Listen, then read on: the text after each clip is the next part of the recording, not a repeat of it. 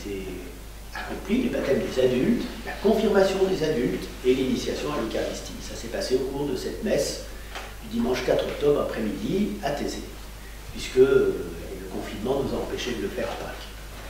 Voilà, alors la première étape, vous avez été baptisés. Alors, aujourd'hui, dans l'Église d'Occident, on ne baptise plus par immersion. Parce que c'est comme ça que ça se passait au début de l'Église. On plongeait les gens dans l'eau, complètement. Et pour le réaliser, c'était un peu compliqué, quoi. Il fallait avoir une piscine, il fallait avoir...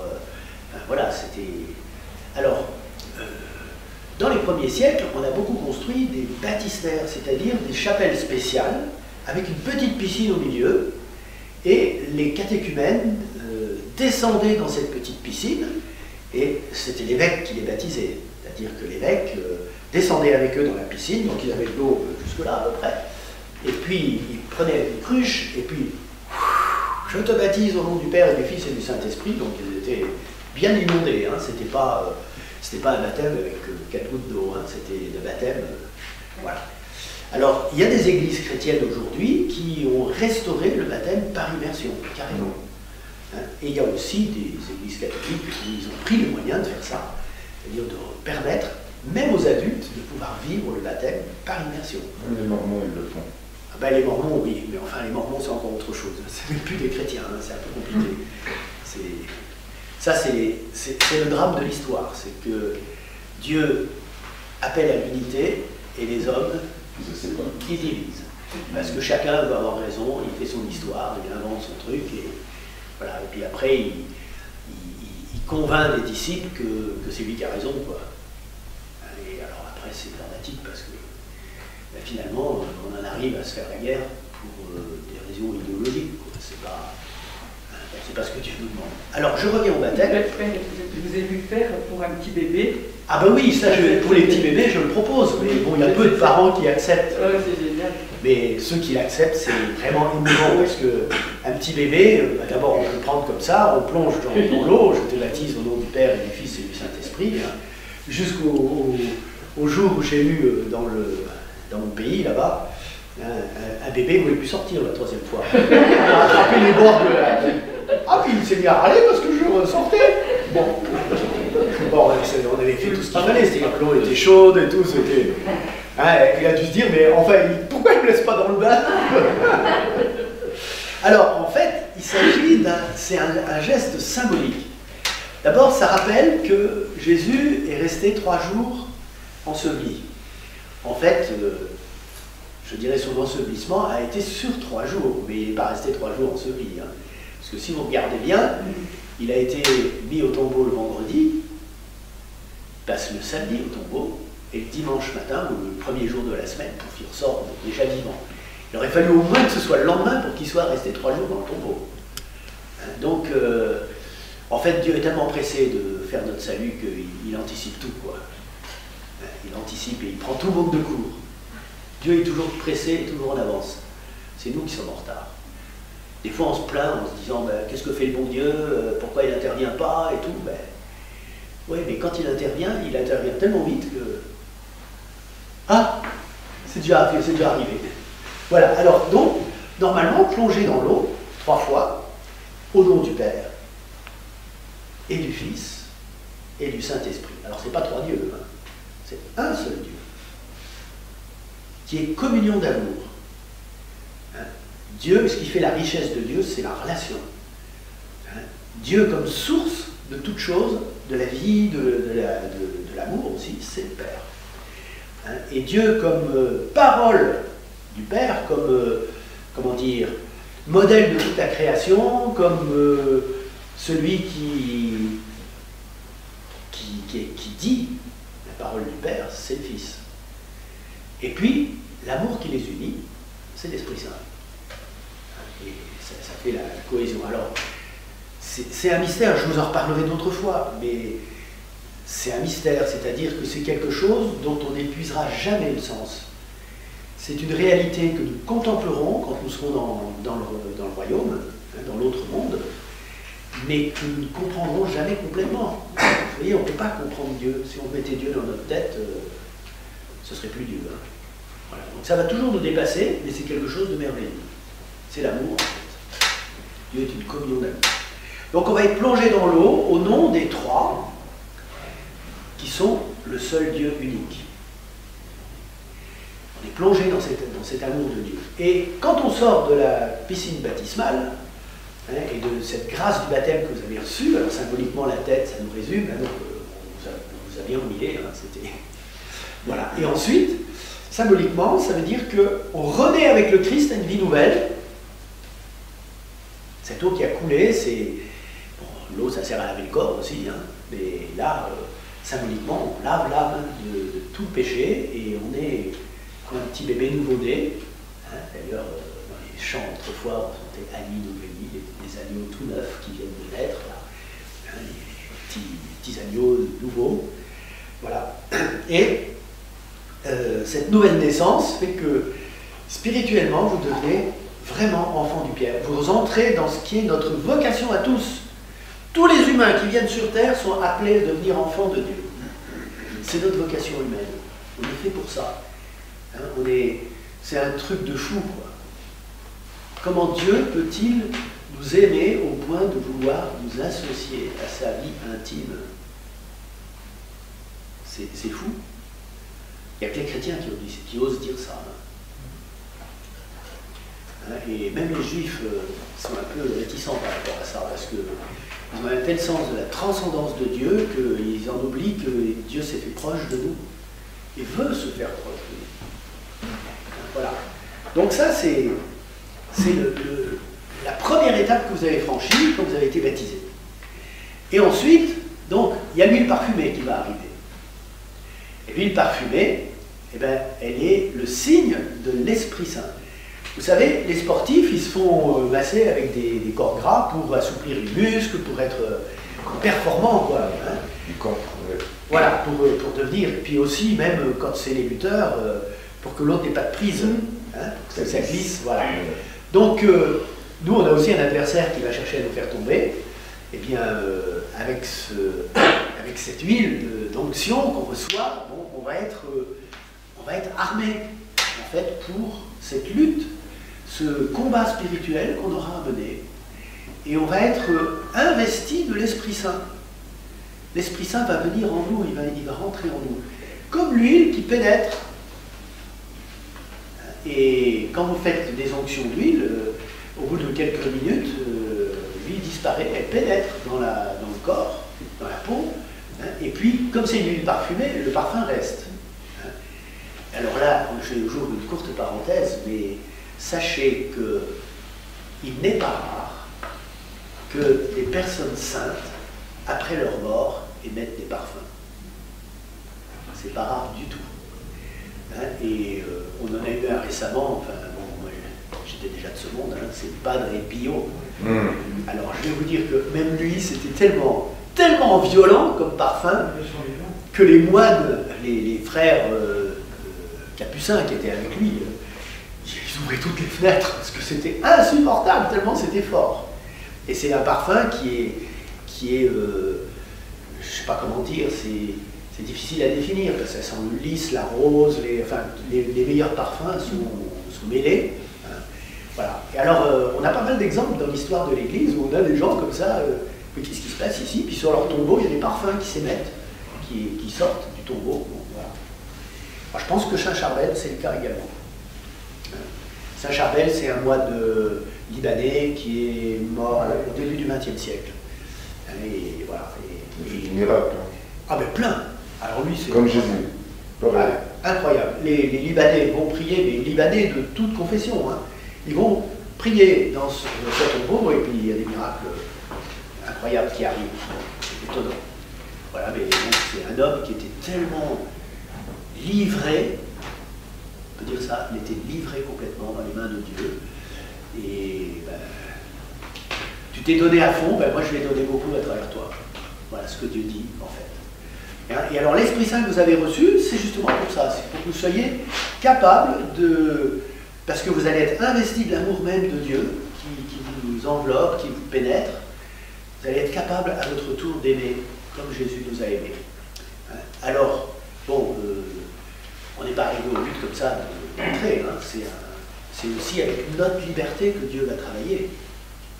C'est à nous de suivre ce chemin, de nous laisser conduire dans ce chemin d'amour, en fait, que nous avons à vivre les uns avec les autres. Bon, c'est pas facile. C'est pour ça que les chrétiens se divisent, ça prouve que c'est pas facile. Mais voilà, quand on est en communion les uns avec les autres, qu'on se soutient les uns les autres, alors on arrive à avancer. Il ne faut pas rester isolé, en fait. Voilà, ça c'était la deuxième étape. Puis il y a la troisième.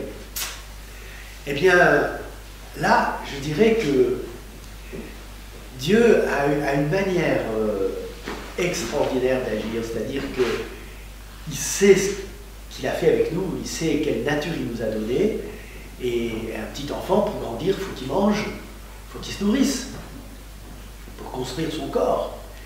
Hein? Eh bien, spirituellement, il faut aussi nourrir notre âme. Notre âme, elle a besoin d'être nourrie.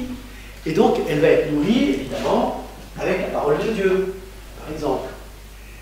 Et elle va être nourrie par la prière, c'est-à-dire je me mets en présence de Dieu. Alors, vous savez que Dieu est partout, mais je me mets en sa présence, en silence. Jésus donne des conseils là-dessus, il dit, ben, quand tu veux prier, mets-toi dans un endroit tranquille, quoi. Rentre dans ta chambre, ferme la porte, et puis là, prie ton Père qui est dans le secret, il est partout présent.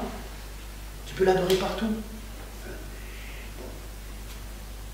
Tous les hommes aiment bien faire des pèlerinages, c'est-à-dire aller dans des lieux particuliers, parce que c'est des lieux où on a beaucoup prié, ou c'est des lieux où il s'est passé un événement, hein, comme des apparitions d'anges ou de saints qui sont venus là, ou même des fois Jésus, ça arrive.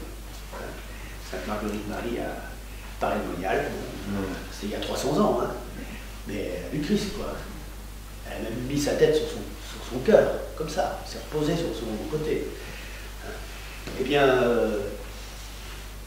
on aime, les humains, aller nous ressourcer dans des lieux comme ça. Mais vous pouvez prier Dieu n'importe où, même dans vos toilettes. Hein. C'est pour vous dire qu'il est présent partout, quoi. Il n'y a pas de lieu où Dieu est absent. Alors ça, c'est une invitation aussi à faire attention à quelque chose. Dans notre vie, il y a peut-être des petits coins dans notre vie qu'on n'a pas trop envie que Dieu mette son nez là-dedans. Je ne sais pas ce que vous en pensez. Êtes-vous d'accord avec moi là? Alors il y a un petit coin, c'est un peu comme si, voilà, Jésus vient, on invite Jésus dans la maison, on lui offre un café, des petits gâteaux, tout ça. Et puis Jésus, tout d'un coup, il dit, ah mais moi je voudrais aller là, je voudrais aller dans ce coin-là. Ah non, là, ça c'est mon fourre-tout, là, je mets ce que j'ai pas envie de te montrer, je le mets là, mais tu vas pas là. Jésus dit, si, je veux aller là. Il veut aller là. En fait, lorsque vous avez été baptisé, il est allé là. Parce qu'il a vraiment effacé tout ce qui peut avoir de négatif dans votre passé, ça a été purifié complètement. Vous êtes tout neuf, quoi. Des créatures nouvelles, quoi. Et ceux qui seront baptisés dans quelques mois ou 2 ans, ou je sais pas, enfin, voilà. Mais il va y avoir cette régénération de fond en comble, jusqu'au bout. Hein. Mais après, on s'aperçoit qu'on reprend vite, hein. On donne puis on reprend, quoi. Parce qu'au bout d'un certain temps, on se décourage un peu, on est moins... vous savez, c'est comme ça en amour. Hein. Le début, c'est waouh, fabuleux, quoi. Puis au bout de quelques mois ou quelques années, si on n'alimente pas, c'est comme un feu, hein. Si on n'alimente pas, ben le feu, il s'éteint. Il faut l'alimenter. Hein, et l'amour, c'est pareil, il faut l'alimenter. C'est-à-dire que le Seigneur, même dans la relation qu'il a avec nous, il veut qu'on alimente ce feu, quoi. Et donc, il faut qu'on se soit généreux, il faut qu'on se donne, il faut qu'on lui permette d'aller partout, quoi. Hein, puisqu'on s'est donné à lui, ben, il faut accepter qu'il... Puis de toute façon, c'est notre créateur. Hein. Donc il a tous les droits. Hein. Mais il est très respectueux. Dieu n'est pas... il n'est pas intrusif. Il ne juge pas. C'est ça, il ne juge pas à la manière humaine. Il viendra un moment où le jugement aura lieu. Mais dans cette vie, non. Dans cette vie, il nous dit, sers-toi de ta raison, quoi. Réfléchis et sois intelligent dans tes choix, quoi. Fais toi-même les choix, mais fais-les intelligemment. Prie pour que tu sois éclairé par ton ange, parce qu'on a tous un ange qui nous accompagne. Voilà, alors, donc, le Seigneur sait qu'on a besoin de se nourrir. Et comme on est fait d'un esprit et d'un corps, il va passer par un signe charnel pour nous nourrir. C'est l'invention de l'Eucharistie. C'est un truc de fou. Parce que quand il va en parler la première fois, c'est tellement énorme que la moitié de ses disciples disent, il est complètement taré ce mec. Excusez-moi les termes, mais c'est exactement comme ça qu'ils ont réagi. On ne peut pas le suivre. C'est pas possible. Je peux même vous donner un petit verset pour que vous voyez, ça se passe dans Saint Jean chapitre 6. Et les gens, c'est ce qu'ils disent. Ils disent, mais il est fou. On ne peut pas continuer à le suivre. À partir de ce moment, beaucoup de ses disciples s'en retournèrent et cessèrent de l'accompagner. Ils cessent de l'accompagner, quoi. Ils sont retournés intérieurement, ils disent, mais ça ne va pas, quoi. On ne peut pas continuer à suivre ce prophète, peut-être qu'il fait des miracles, des prodiges, mais il est fou, quoi. Comment il va nous donner sa chair à manger, enfin? C'est insensé, un truc pareil. Moi, je ne sais pas comment j'aurais réagi si j'avais été dans la synagogue de Capharnaüm, parce qu'en fait, Jésus n'a pas donné d'explication. Il a dit, ma chair est une vraie nourriture, mon sang est une vraie boisson, celui qui mange ma chair et boit mon sang, moi je le ressusciterai au dernier jour. Mais attends, vous réalisez la folie que c'est de raconter un truc pareil, quoi. Mais il l'a pris où, ça? Dans son cœur. Jésus, il n'a pas inventé. C'est pas un message de son cœur. Pourquoi c'est pas le message de son Père? Non, je pose la question. Si, en fait, il est l'envoyé du Père. Qui voit Jésus, voit le Père. Voilà. Donc, c'est un truc extraordinaire qui s'est passé là. Mais vraiment choquant, quoi. Comment peut-il donner sa chair à manger? Enfin, ça va pas, quoi.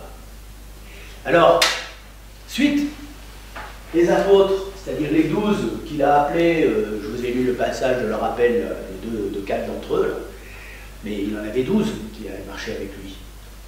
Alors vous imaginez, sous les huées de la foule, Jésus qui sort de la synagogue, hein, et puis suivi de ses 12 apôtres. Et alors Jésus se retourne, il dit aux 12, voulez-vous partir, vous aussi?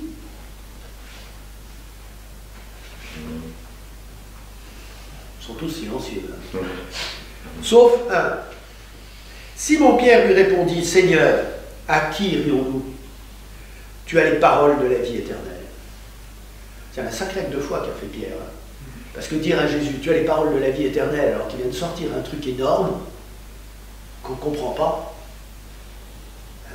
Mais voilà, en fait, les apôtres, ils ont tellement vu de signes, tellement vu l'équilibre humain même de Jésus et qu'ils se disent, non, mais on ne comprend pas, mais on ne peut pas douter de lui, quoi. On ne peut pas douter de lui.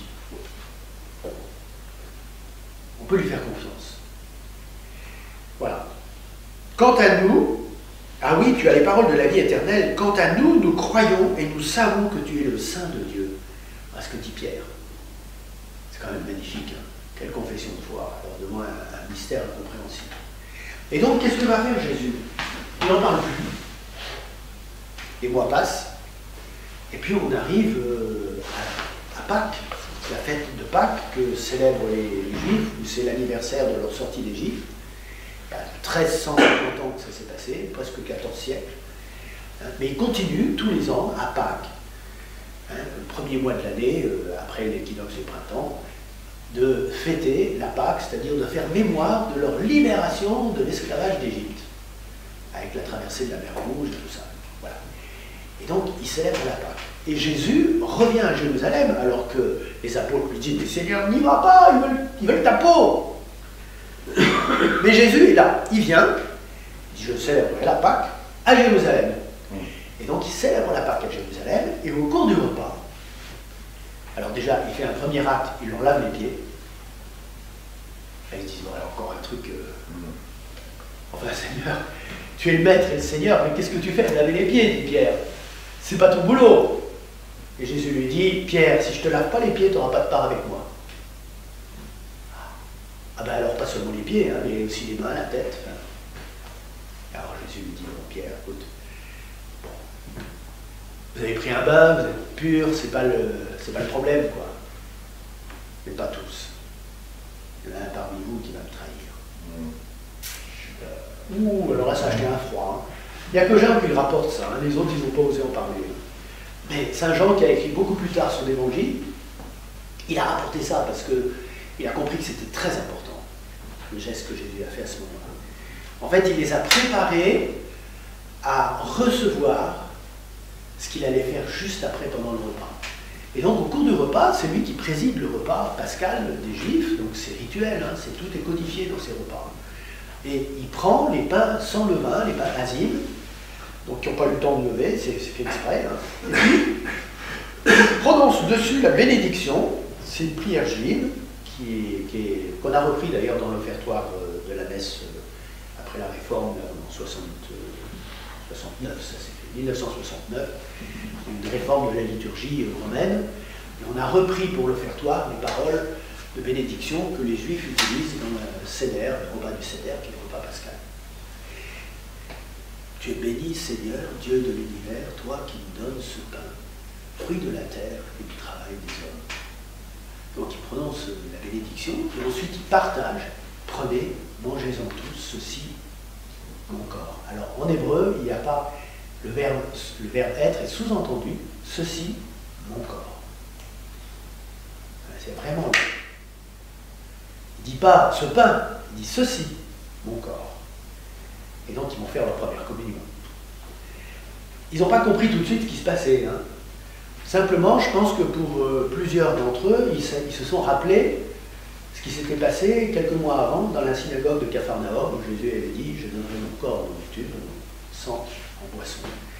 Et à la fin du repas, il y a la 4e coupe, dite de bénédiction, que le père de famille prend et il prononce la prière dessus, prenez, buvez-en tous. Enfin, plutôt, c'est pas cette prière-là. Tu es béni, Seigneur, Dieu de l'univers, toi qui nous donnes ce vin, fruit de la terre et du travail des hommes. Et puis Jésus continue en disant, prenez, buvez-en tous, ceci est mon sang versé pour vous et pour la multitude en rémission des péchés. Alors les apôtres vont faire passer la coupe. Ils boivent. Ce vin, c'est le sang du Christ. Et Jésus ajoute, vous ferez cela en mémoire de moi. Et Judas, il a participé? Non. Ah, on ne sait pas. On ne sait pas.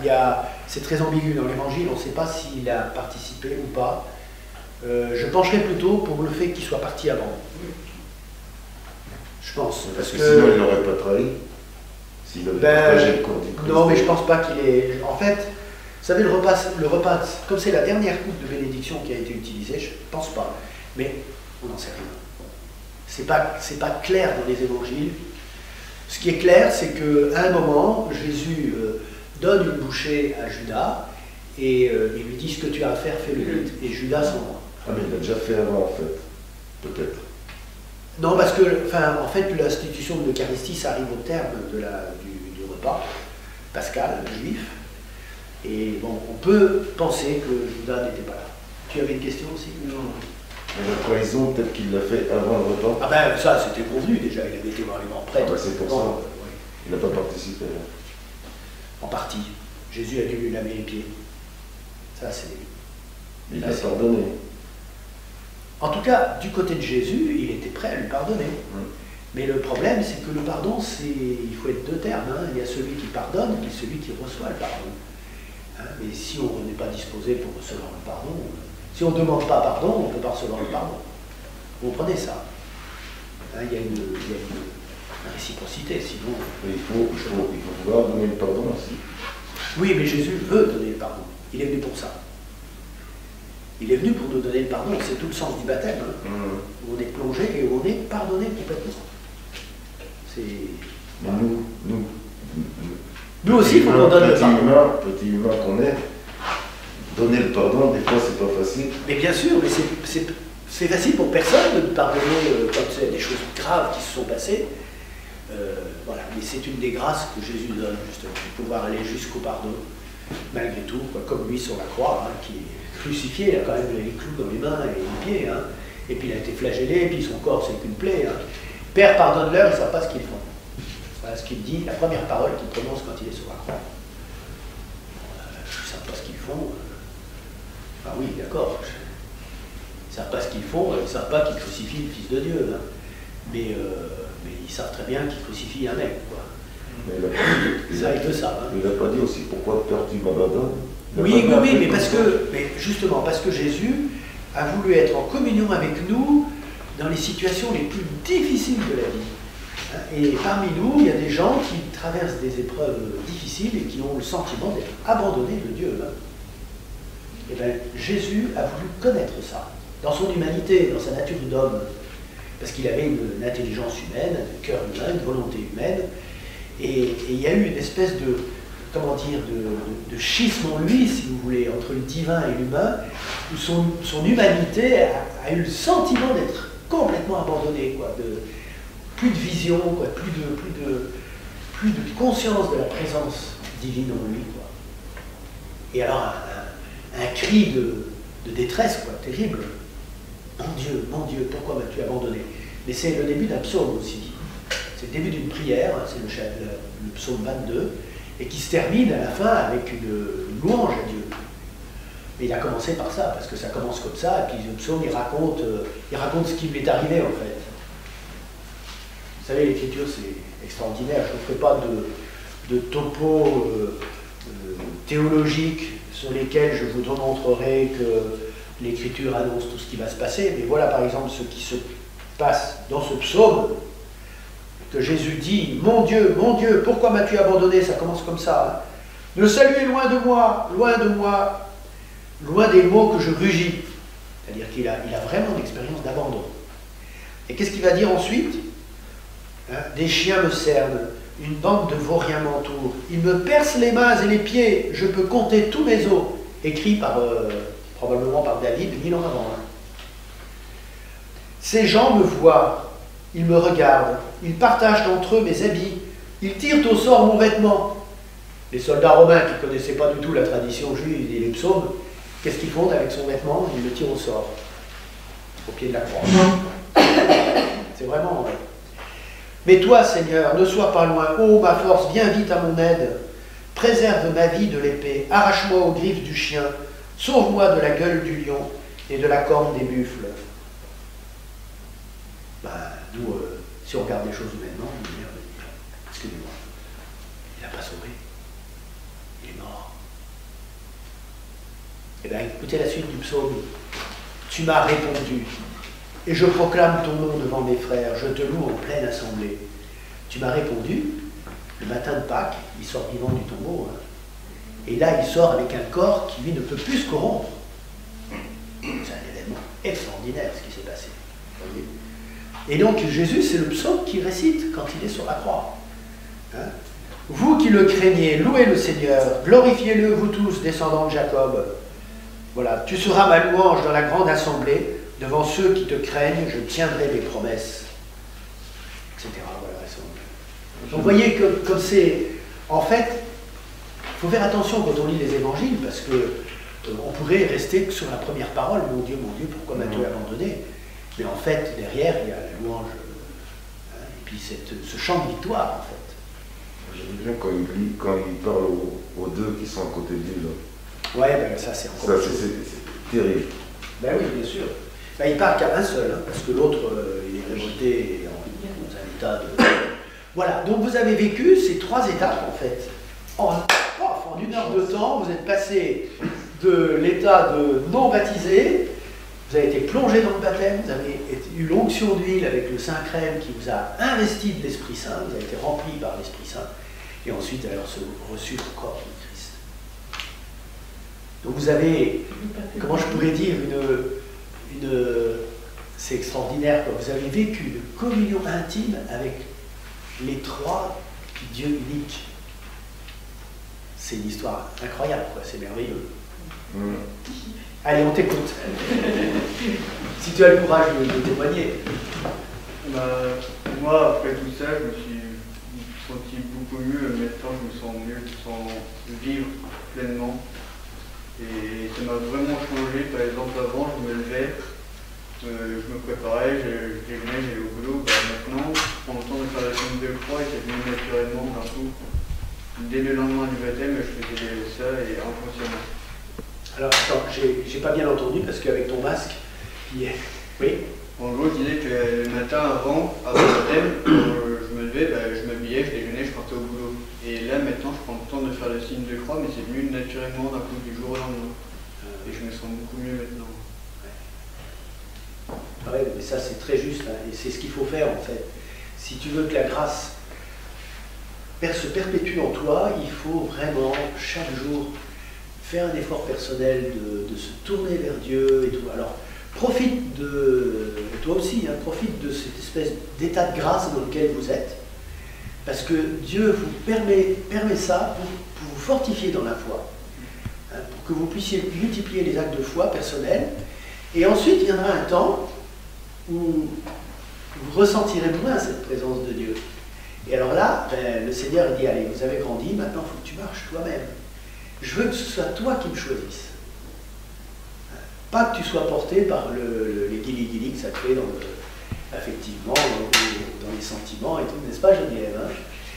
En fait, c'est grandir dans la foi, c'est ça, c'est accepter d'arriver à un moment dans le chemin de vie chrétienne, c'est de marcher dans la nuit. Et marcher sans sentir la présence de Dieu. Hein, et ça arrive à tous les saints, hein, toutes les personnes que Dieu montre un exemple, que l'Église nous donne un exemple, vivent ça à un moment ou à un autre. Et pourtant, ils sont conduits par l'Esprit Saint, parce que leur vie est formidable, quoi. Hein, mais ils le vivent en ne ressentant pas de manière affective, vous voyez, dans la sensibilité, ils ne ressentent pas cette présence de Dieu. Ils avancent dans la foi. Hein, et ça, c'est très méritoire, c'est-à-dire que on recevra une récompense magnifique au ciel si on a eu le courage d'avancer comme ça dans la nuit, hein, mais éclairé par la foi en fait. Ce que vous dites, c'est important aussi, c'est qu'il faut qu'ils en profitent pour l'instant. Oui, c'est la profiter. grâce qui est donnée. C'est-à-dire que voilà. profitez-en, mais pas au sens où je me laisse dorloter, verser. Non, allez-y, il faut construire votre vie intérieure là, pendant ces mois où vous allez avoir cette grâce. Parce qu'après, ça va petit à petit, ça va diminuer, mais la présence de Dieu ne disparaît pas pour autant. Hein.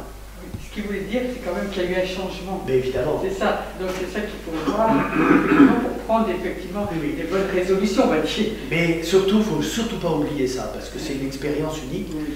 Hein, moi, je vous avoue que depuis que je baptise des adultes, je deviens des fois envieux. Hein. Vous savez pourquoi? Parce que moi j'ai été baptisé bébé, j'en ai aucun souvenir. Hein, mais bon, je ne regrette rien parce que j'ai eu la chance d'être dans l'état de baptiser déjà, et puis d'avoir eu des parents qui m'ont accompagné, donc ma foi a grandi avec ma croissance humaine. Mais c'est quand même une sacrée expérience de pouvoir voir qu'il y a un avant et un après. C'est une sacrée expérience. Je peux lui poser une question. Enfin, je leur poser une question. Oui. Lorsque vous avez pris l'Eucharistie pour la première fois, ça fait quoi? Ça. Sur le moment, je sais pas. Je peux toujours pas dire ce qui s'est passé. Il n'y a pas eu quelque chose de spécial? Si, mais je ne sais pas expliquer quoi. Oui, c'est pas explicable. Alors, dis-toi bien une chose, c'est que c'est comparable à la nourriture quand tu manges. Bon, il y a quand même une sensation de satiété quand tu as bien mangé, d'accord? Mais ensuite, tu fais tes activités et le travail d'assimilation, il se fait à ton insu. Mais moi qui ai pris l'Eucharistie pendant des années sans être baptisé, quand je prenais l'Eucharistie, je sentais quelque chose. Ben évidemment, mais tu sais, de toute mais façon... franchement, quelque chose. Ouais. Sans être baptisé, c'est-à-dire que je n'avais pas le Mais droit c'est à la normal. base. Mais c'est normal. C'est normal parce que l'Eucharistie, c'est et puis c'est fait pour tous les hommes, quoi. Tous les hommes sont appelés. Alors, tu ne le savais pas. Non.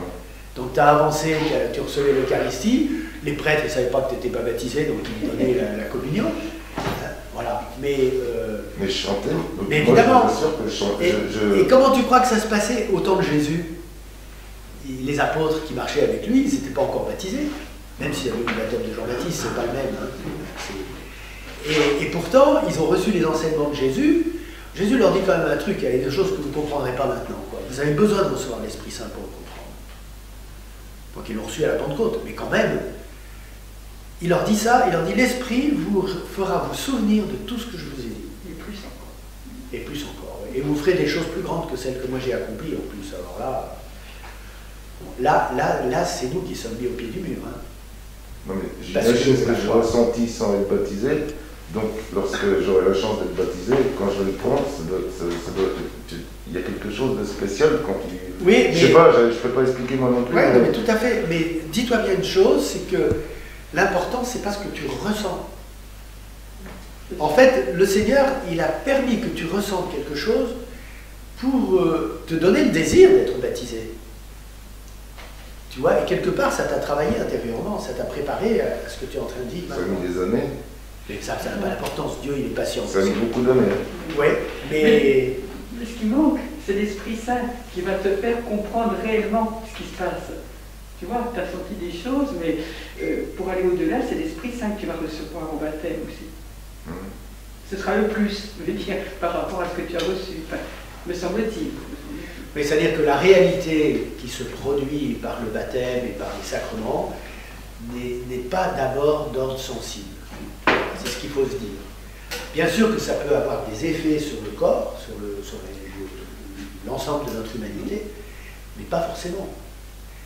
L'important, c'est que l'âme soit touchée et soit transformée.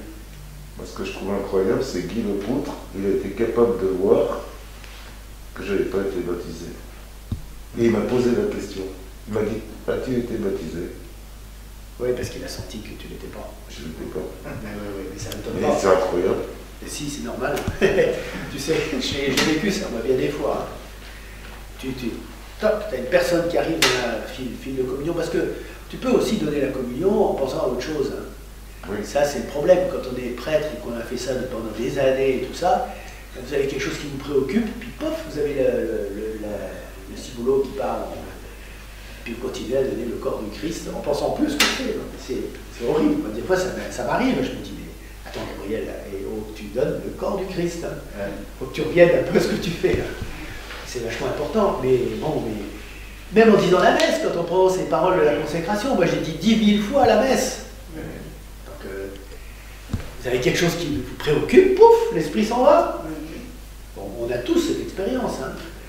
Et ben, ça empêche que le mystère se produise, quoi. Donc ça nous dépasse complètement. Et voilà. Mais comment il a fait pour savoir? Mais ne t'inquiète pas, en plus, lui, c'est un homme, c'est un saint homme. Moi, je le connais, Guy Lepoutre, ouais.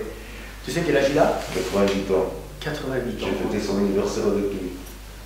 Vous le voyez? J'ai cette chance. J'ai revu il y a 8 jours. Il a 60 ans, il dirait. Il est prêtre depuis 60 ans. Et je l'ai vu il y a 8 jours. Il nous a accueilli tout un groupe pour faire la visite de leur église à Paris-Monial, vous savez, où il y a le corps de Claude la Courbière. Je me dis, mais c'est pas possible, il a 88 ans, c'est pas. On a l'impression qu'il a la 70. Ça conserve. Ça conserve. Et une énergie. Ah oui, oui, une énergie, c'est un grand bonhomme, il est. Waouh! Ouais, il est marqué du signe de la croix. Après, à partir de là, vous savez, la première étape, en fait, c'est très important parce qu'à partir de là, on est chrétien. On est marqué du signe de la croix. Vous avez des textes, des événements admirables dans l'Ancien Testament qui parlent de ça, où Ézéchiel a cette vision où il voit les anges qui vont marquer les gens de la ville de Jérusalem sur le front. Alors il ne dit pas quel signe ils mettent sur le front des gens. Et puis ensuite, il y a des anges exterminateurs qui passent derrière. Et vous ne touchez pas à ceux qui sont marqués. Hein. Voilà. Et alors c'est... Sur les portes, là. C'est comme quand les enfants qui meurent, là. Ça, c'est encore autre chose. Ah, c'est encore autre chose. C'est une autre vision. Bon, alors, je voudrais maintenant vous annoncer la suite. Je ne sais pas si j'ai le temps, oui. C'est 11h. 11h05. Oui, je vais vous annoncer la suite, puis après, je vous laisserai vous mettre en petit groupe pour partager un peu de manière plutôt informelle pour vos questions, tout ça. Alors, comme vous voyez, ici, j'ai le plan de ce que l'on va voir dans les séances suivantes. Il y a 6 étapes, si vous voulez. Et donc les entretiens que c'est ceux que j'avais fait il y a 3 ans. Donc il n'y a plus personne de ceux qui étaient là il y a 3 ans. Donc l'introduction, c'est Dieu, d'où vient cette idée du divin? Parce que c'est quand même une question, ça. Pourquoi est-ce que les humains ils ont toujours rendu un culte à un être supérieur, invisible, et puis après rendu un culte aux défunts. Enfin, c'est une vraie question. Comment ça se fait qu'on a ce genre On a besoin. d'interrogation? Oui, mais On pourquoi? a besoin d'avoir la foi pour résister, non? Ben, tu sais, je te donne pas de Enfin, réponse pas pour comme ça. résister, non, pas pour résister, Voilà. mais pour... En tout cas, il y a rien d'introduction comme ça. Et après, Pour une fois sentir que bien. la question est posée, Je sais pas. voilà comment on va faire comme chemin. Le premier chapitre. Est-ce que Dieu est accessible à l'intelligence humaine? C'est-à-dire, est-ce que l'homme peut, dans sa réflexion, arriver à conclure que Dieu existe? Est-ce qu'on peut le connaître, en fait? Hein? C'est important. Parce que si on ne peut pas le connaître, on peut partir tout de suite. Hein. C'est pas la peine d'aller plus loin. Mais voilà, donc, est-ce que l'intelligence humaine est faite pour connaître Dieu, quoi? Ensuite, Dieu est-il entré en relation avec les hommes? C'est une autre question intéressante, parce que le chapitre précédent, on a quand même soulevé une question, c'est que c'est difficile pour l'intelligence humaine d'accéder à cette certitude du divin. Donc en fait, Dieu va entrer en relation avec l'homme. Il l'a fait au cours de l'histoire.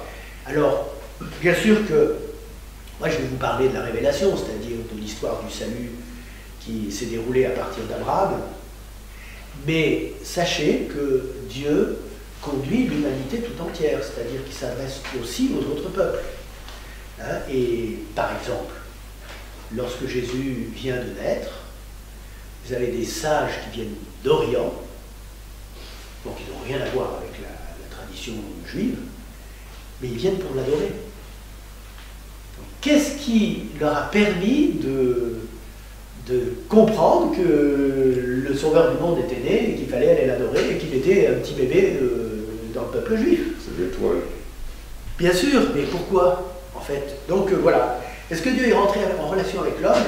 Il faut bien savoir une chose, c'est qu'il ne rentre pas en relation avec l'homme seulement avec un petit groupe de privilégiés, il nous a tous créés. Donc il rentre en relation aussi avec d'autres peuples. Hein. Et il va inspirer, mais voilà, c'est compliqué. Hein. La révélation, c'est précieux, parce que ça va nous faciliter le chemin. Hein. On n'a quand même pas beaucoup d'années devant nous pour trouver le bon chemin. Hein. Donc si on essayait 50 avant, on a le temps de se perdre. Hein. Alors voilà. Donc, on arrive ensuite à la question suivante, est-ce que Dieu s'est fait proche de nous? Alors ça, c'est ce qu'on appelle l'incarnation, c'est-à-dire que Dieu va entrer dans l'histoire des hommes. C'est une histoire de fou. Hein. Et c'est tellement incroyable, cette histoire, que ça va être le débat dès le début, dès que les chrétiens seront moins persécutés, c'est-à-dire que dans l'Empire de Rome, on pourra être chrétien sans risquer sa vie, sa peau, eh bien la question va devenir une question essentielle. Mais est-ce que Jésus est vraiment Dieu qui s'est fait homme? Là, c'est quand même difficile à croire, hein, cette histoire. D'ailleurs, pour les musulmans, Nabil était là aussi, bon, Jésus c'est un prophète. Mais oser dire qu'il est Dieu, c'est quelque chose de choquant, quoi, quelque part. Dieu est tellement transcendant, tellement grand, tellement tout-puissant, tellement... Il ne peut pas se mettre dans un petit bonhomme, là, comme ça. C'est une vraie question, hein. C'est une vraie question. Bon, vous verrez la réponse, hein. L'amour est une folie qui est capable de faire tout. Et puis surtout, parce qu'il est le tout-puissant, il peut même faire ça. Parce qu'il est le Tout-Puissant. Alors, est-ce qu'il a sauvé l'homme? Ah bon, d'abord, l'homme a-t-il besoin d'être sauvé? Ah.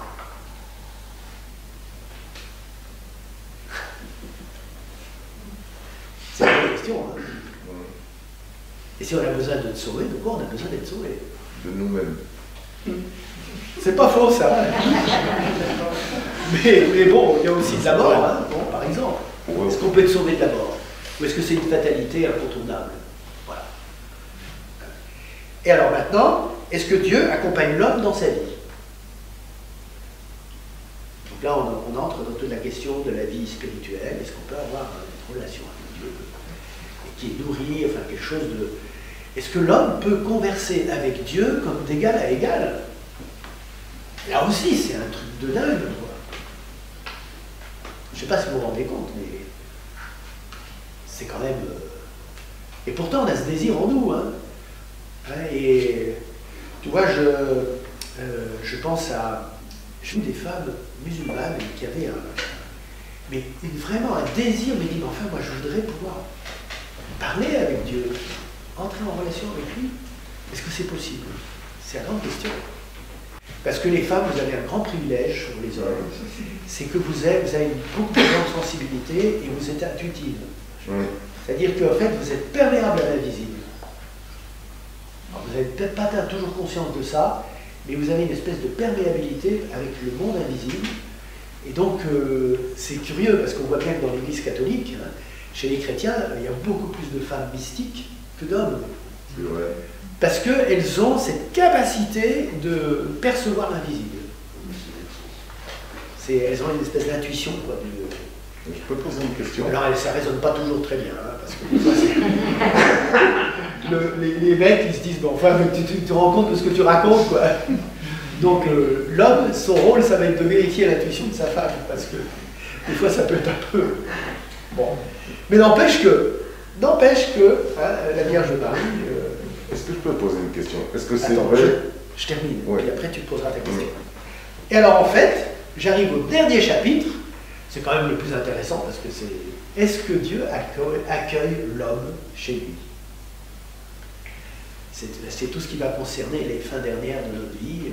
Qu'est-ce qui se passe au moment de la mort? C'est incroyable. Est-ce que Dieu nous accueille? Tu vois, c'est un truc de fou. Hein. C'est incroyable, c'est justement la question que j'avais posée. Est-ce que c'est vrai qu'une personne, mettons, qui a été baptisée, qui s'est retournée de Dieu toute sa vie, dans les 30 dernières secondes de sa vie, s'il veut se tourner vers Dieu, Dieu va l'accepter? C'est vrai ça? Oui.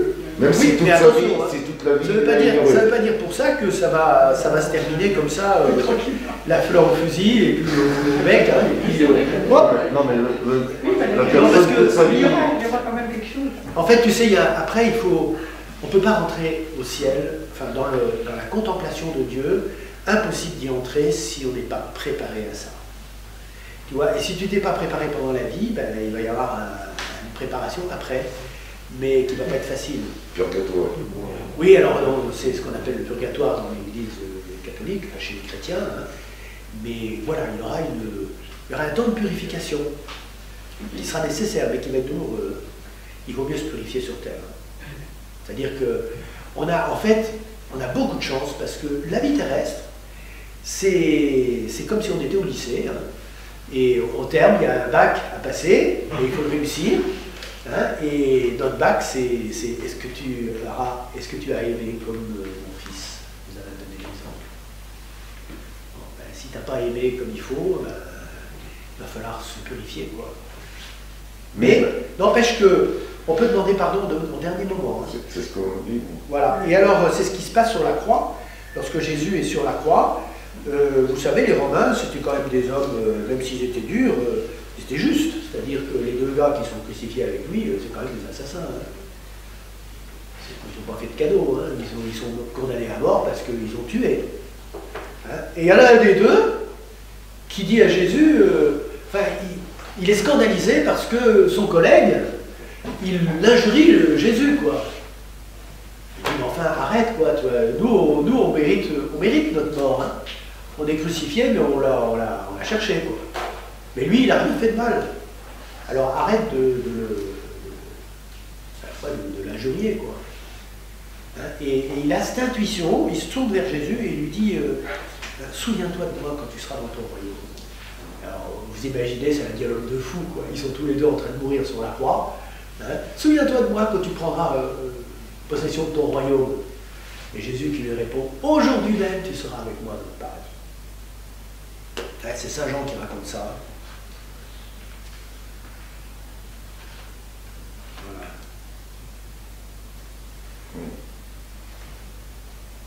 Oui. C'est pas ça, je sais pas ce que Jean rapporte. Jean, il rapporte le don que Jésus fait de sa mère à Jean, à l'apôtre Jean. Voilà, donc vous voyez, hein, c'est ce qu'on va aborder, en fait, les 6 étapes qu'on fera d'ici la fin de l'année. Si on n'est pas reconfiné.